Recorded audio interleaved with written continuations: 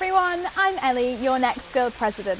I just wanted to make this short video to explain what has been going on with higher education this week.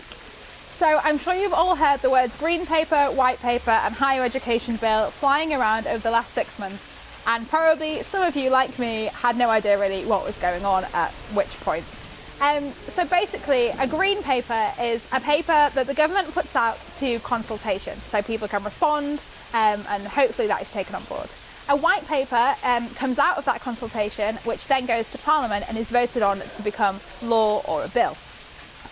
So we've had the higher education green paper, which became the higher education white paper and is now the higher education bill, and this was passed into law on Tuesday. So what does this mean for students? Basically, there's something in this called the TEF, which is the Teaching Excellence Framework. So the best way I can describe this, I think, is it's an Ofsted system for universities. So if a university scores highly in the TEF, they can be considered an excellent university. Well, good teaching is good for students, and it's what we all kind of want. So the problem with this is that high quality teaching and a good mark in the TEF will be linked to increasing fees. So if a university scores highly, they can put up their fees year on year.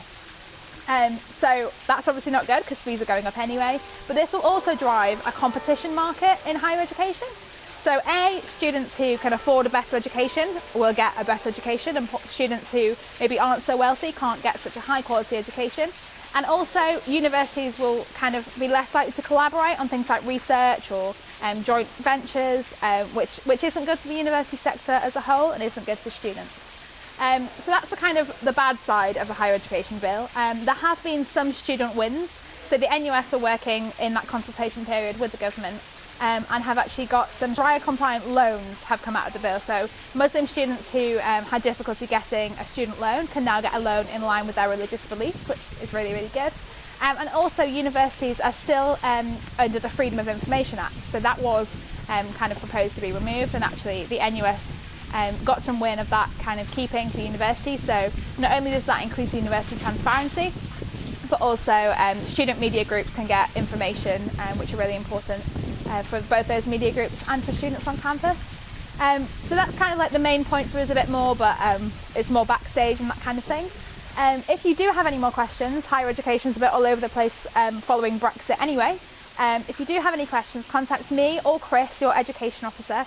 Chris will be on education@guild.bham.ac.uk and I'll be president@guild.bham.ac.uk. I hope you're all having a great summer. Don't let this ruin it. You're not going to come back in September and have a higher fee to pay.